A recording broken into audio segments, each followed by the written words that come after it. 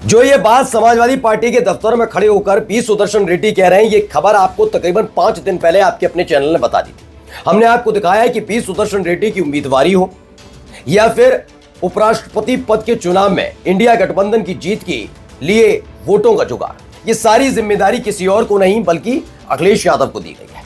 वैसे तो इंडिया गठबंधन में कई राजनीतिक दल हैं, लेकिन ये जिम्मेदारी अखिलेश यादव को मिलने की वजह यह है कि नेताजी ने देश के अलग अलग कोने में खड़े हुए तमाम राजनीतिक दलों से पारिवारिक संबंध रखे हैं, जिसे आगे बढ़ाने का काम खुद अखिलेश यादव ने किया।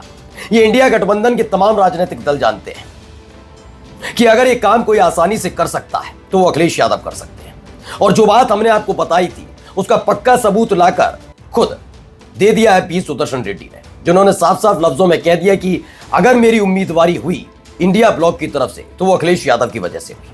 मैंने तब भी आपको बताया था कि चंद्रबाबू नायडू के जो दोस्त हैं पी सुदर्शन रेड्डी, वो अखिलेश यादव की वजह से ही इंडिया ब्लॉक के उम्मीदवार बने। चंद्रबाबू नायडू से अच्छा संबंध है नेताजी के परिवार के, अखिलेश यादव के।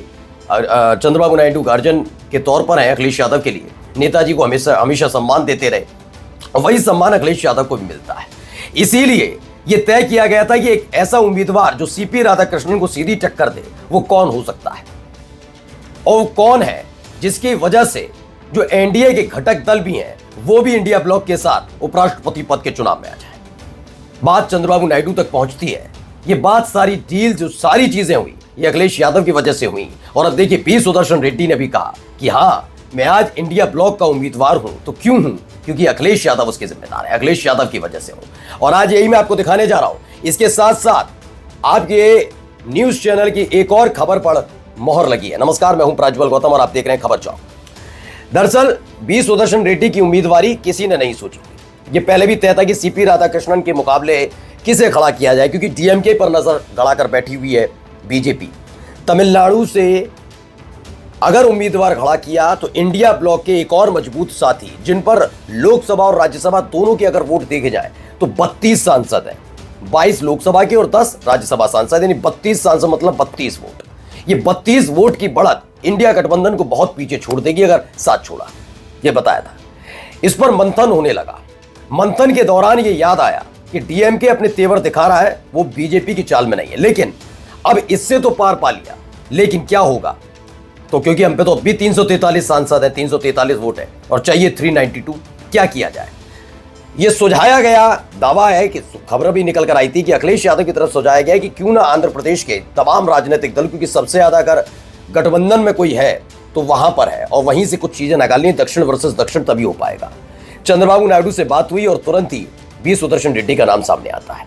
इंडिया ब्लॉक के तमाम राजनीतिक दल उठाइए, कोई सा भी उठा लीजिए, समाजवादी पार्टी, कांग्रेस, जो भी आप जो पसंद करते हैं वो, लालू प्रसाद यादव की आरजेडी उठाइए, जो पसंद है वो उठाइए। किसी भी राजनीतिक दल के किसी भी बड़े नेता से बी सुदर्शन रेड्डी के पारिवारिक संबंध नहीं, अखिलेश यादव के परिवार से भी नहीं, सुन लीजिए, नेताजी से भी नहीं है। किससे है? चंद्रबाबू नायडू से। इसीलिए उनसे बात हुई। और देखिए दैनिक भास्कर ने भी खबर लिखी, अखिलेश की वजह से मैं उपराष्ट्रपति उम्मीदवार बना। लखनऊ पहुंचे जस्टिस रेड्डी बोले, उन्होंने बताया मैं इन्हीं की वजह से बना। ये पहले अंदर खाने सारा खेल चल रहा था। फिर एक खबर आई थी, हमने आपको बताया था कि यह दावा किया गया कि चंद्रबाबू नायडू ने ही नाम सुझाया पी सुदर्शन रेड्डी का, और उनसे बात करने के बाद ही इंडिया गठबंधन ने, इंडिया ब्लॉक ने पी सुदर्शन रेड्डी का नाम आगे रखा है। यह बात सिर्फ इतनी बार नहीं थी कि चंद्रबाबू नायडू ने नाम सुझा दिया कि 17 वोट उनके आ जाएंगे। 17 वोट आने के बावजूद भी इंडिया ब्लॉक पीछे है, यह बात अखिलेश यादव जानते हैं। इसीलिए मैंने आपको आंकड़ा भी दिखाया था, जिस आंकड़े में मैंने आपको तमाम चीजें दिखाई थी कि अगर 343 वोट मिल जाते हैं, 343, और उसमें 17 सांसद यानी एक राज्यसभा और 16 लोकसभा सांसद मिल जाते हैं, तो यह आंकड़ा हो जाता है 360 का।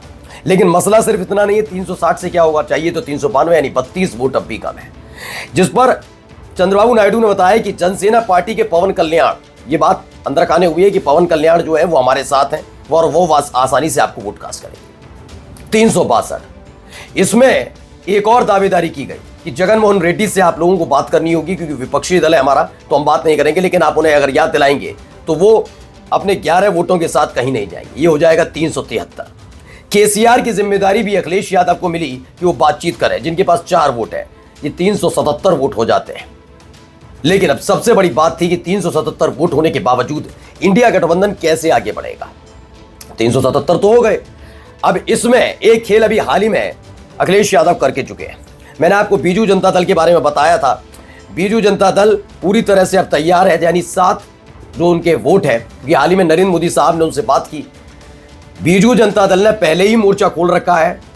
ये अखिलेश यादव के बाद ये दूसरे बीजू जनता दल था। पहले समझ लीजिए, कांग्रेस भी उतनी तेज नहीं थी। पहले सबसे पहले अखिलेश यादव ने 2022 में मुद्दा उठाया था। 18,000 जो हलफनामे थे वो दाखिल किए, जिसमें अभी झूठ पकड़ा गया कि अनिश कुमार का। उसके बाद ये बीजू जनता दल था जिसने उड़ीसा में हुए चुनावों में धांधली का मुद्दा उठाया था, चुनाव आयोग से शिकायत की थी। ठीक है, यानी ये बात सीधे सीधे नवीन पटनायक और अखिलेश यादव के बीच की थी। और यही एक वजह है, जब मल्लिकार्जुन खड़गे के बाद नरेंद्र मोदी साहब ने फोन किया, तब भी उपराष्ट्रपति पद के चुनाव में एनडीए का साथ बीजू जनता दल नवीन पटनायक देंगे स्पष्ट नहीं किया, यानी उनके 7 वोट इधर आ गए, हो गए 384। लेकिन यहां से निकलता है दूसरा खेल। खेल क्या है? खेल यह है कि नीतीश कुमार से कौन बात करेगा। दरअसल तेजस्वी यादव चूंकि बिहार की राजनीति में इस समय कूदे हुए हैं और नीतीश कुमार इस समय बीजेपी के साथ है, तो जिस तरह के बयान निकल कर आ रहे हैं वो जानते हैं कि ये बातचीत करने का सही वक्त नहीं है।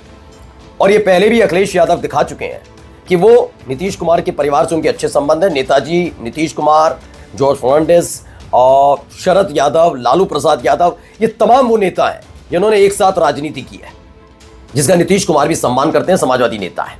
इसीलिए नीतीश कुमार से बातचीत करने की जिम्मेदारी शिवपाल सिंह यादव को दी गई कि आप बात करिए, क्योंकि आप उस दौर के, क्योंकि आपको मालूम ही होगा नेताजी जब राजनीति की शुरुआत कर रहे थे तो शिवपाल सिंह यादव ने पूरी तरीके से चुनावी कैंपेन संभाला था नेताजी का।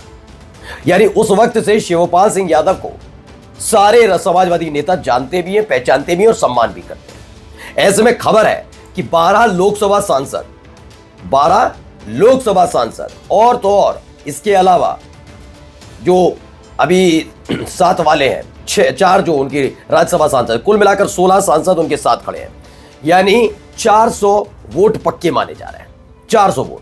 लेकिन शिंदे वाला भी मैंने आपको बताया था कि एकनाथ शिंदे खुश नहीं है, वो 7 वोट भी इधर आ सकते हैं। यानी 407 वोट का पूरा जुगाड़ अखिलेश यादव ने किया। इसीलिए आप देख रहे होंगे नॉमिनेशन के मौके पर कहां थे अखिलेश यादव, मैंने सवाल पूछा था, कहां थे अखिलेश यादव, बताओ कोई। भाई एक बात बताओ, इंडिया ब्लॉक उसकी सबसे बड़ी पार्टी कौन सी? कांग्रेस। राहुल गांधी रहते हैं, मल्लिकार्जुन खड़गे रहते हैं, सोनिया गांधी रहती है। लेकिन ठीक दूसरे नंबर की पार्टी इंडिया ब्लॉक की, देश की तीसरी सबसे बड़ी पार्टी है समाजवादी पार्टी 37 सांसदों के साथ, और इंडिया ब्लॉक की दूसरी सबसे बड़ी पार्टी, उसके मुखिया गायब। ऐसा संभव है? नहीं ना। धर्मेंद्र यादव नजर आते हैं, रामगोपाल यादव नजर आते हैं। दरअसल यही सारा जुगाड़ वहां पर चल रहा था कि अगर इन सबसे संपर्क भी किया जाए, उसके बावजूद ये स्पष्ट ना करें, हो सकता है मुंह पर कह दें हाँ, लेकिन वहां के लिए खेल करना होगा, और वो खेल सबके सामने आ रहा है। यानी आपके अपने चैनल ने जो खबर दिखाई थी ना, वो कामयाब साबित हुई। जी हाँ, मैंने बताया था ये सब कुछ अखिलेश यादव की देन है। ये किंग मेकर है, किंग मेकर बनाने जा रहे हैं, उपराष्ट्रपति बनाने जा रहे हैं बी सुदर्शन रेड्डी को, और उनकी जो उम्मीदवारी है वो भी इनकी वजह से हुई। और कहा भी गया कि इंडिया गठबंधन के साथ साथ कई ऐसे राजनीतिक दल हैं जो बी सुदर्शन रेड्डी को समर्थन दे रहे हैं। नमस्कार। New public inter college Lucknow, admission open.